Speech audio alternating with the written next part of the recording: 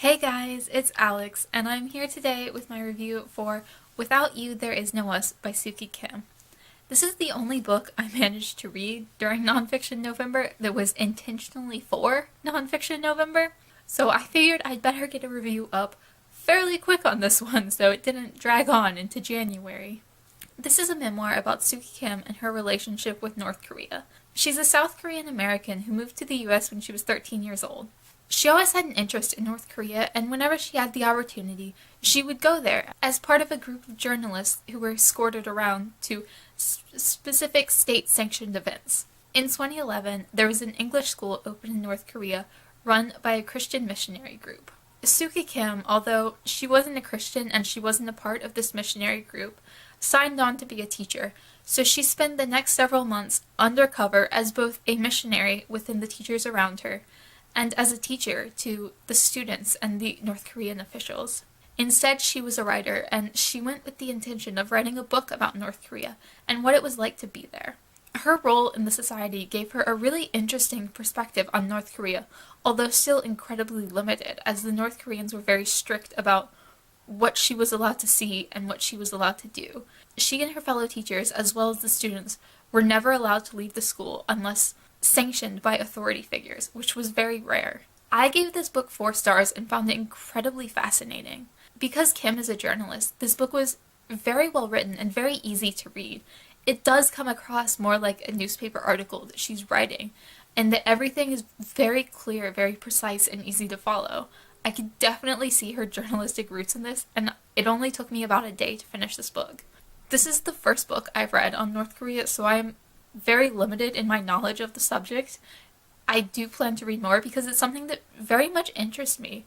It's strange how, especially even just a few years ago, how little we knew about North Korea, and it has opened up a little bit since then, but still not very much. It's still a very closed off country. Honestly, a lot of the things in this book were very new to me, even though Kim states that she got a very limited view of society. She pretty much interacted solely with the authority figures from the North Korean government and her students, and everything was watched. She was under constant supervision from both her students, who were told to turn her in if she said or did anything questionable, and by the people called minders, who were the authority figures from the government, there solely to keep an eye on her and the students.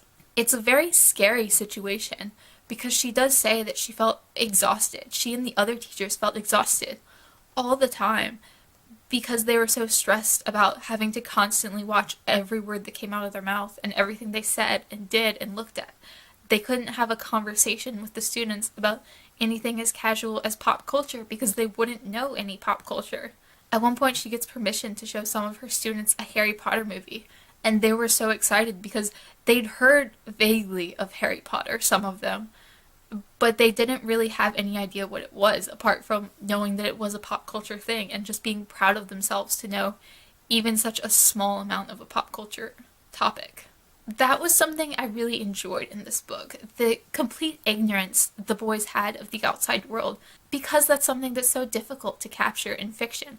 It's hard to create a character who doesn't have knowledge that we consider to be very general and basic, whereas Suki Kim is writing real people who genuinely didn't have this knowledge. And I thought that was really interesting to read about. In some ways, this book also contains a bit of a cultural study on Christian missionaries, because Suki Kim is an outsider to them as well. She's not a Christian, and she doesn't necessarily agree with everything that they do. She had to fight some of them very hard to be able to show Harry Potter in her class, because some of the Christian missionaries didn't agree with Harry Potter and thought that it was evil witchcraft, and they would have preferred her to show Narnia instead. One argument she had with one of the missionaries over Harry Potter literally drove both of them to tears. And she does draw certain parallels between the North Koreans and the Christian missionaries. She doesn't try to say the two groups are the same. She does draw certain parallels in regards to censorship when it came to Harry Potter, as well as some other topics that they brought up, as well as their belief in the creator and their dedication of their lives to him. Because the North Koreans did treat Kim Jong-il like he was their god. Because this is from 2011, so this takes place shortly before Kim Jong-il dies. I will say, as a critique, it did drag a bit in the middle in certain parts. She liked to ask a number of rhetorical questions, particularly surrounding the idea that she wanted to open up the boys' minds to the outside world, like introducing them to Harry Potter, introducing them to the internet, which she couldn't do, but she did try to talk about in some regards. And she wanted to teach them about freedom, but at the same time, she didn't want to make their lives worse. She didn't want to put them in any danger, and she didn't want to teach them that there was a whole world out there and then show them how limited they were in their lives.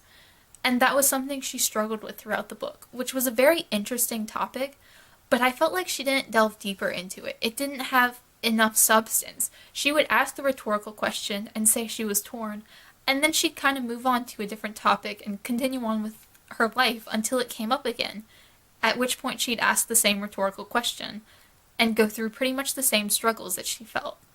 I felt like the story needed to be a little bit deeper in that regard. I know she can't give us answers. It is North Korea. I'm not expecting the impossible from her. I know that she can't really give us much more information. But I felt that her reflections needed to be a little bit deeper and a little bit more thought-provoking than they were. In some respects, this book was almost a little bit too surface level, and it's not that it was a very shallow book. It's just that I wish it had gone a little bit deeper. I wish she had asked more thought-provoking questions and had a deeper discussion about them, because I felt like she quite easily could have, and I would have been much more interested in that. But overall, I found this book incredibly fascinating. If you're interested in North Korea, if you like memoirs of any kind, I think this book is a very easy one to read and a very interesting one to read. I honestly didn't want to put it down. I just flew through it. And it was such a great book. 4 stars for me is very high, and I thoroughly enjoyed this book and would highly recommend it. Let me know down below if you've read this book or if you're planning to. I would love to hear from you guys and hear your thoughts. And also let me know if you have any other books on North Korea that you would recommend. I do plan on reading In Order to Live, but other than that, I don't have any North Korean literature, whether fiction or nonfiction, that's on my list. So I'd be interested in adding a few more books. As always, thank you so much for watching, and I will see you guys again soon.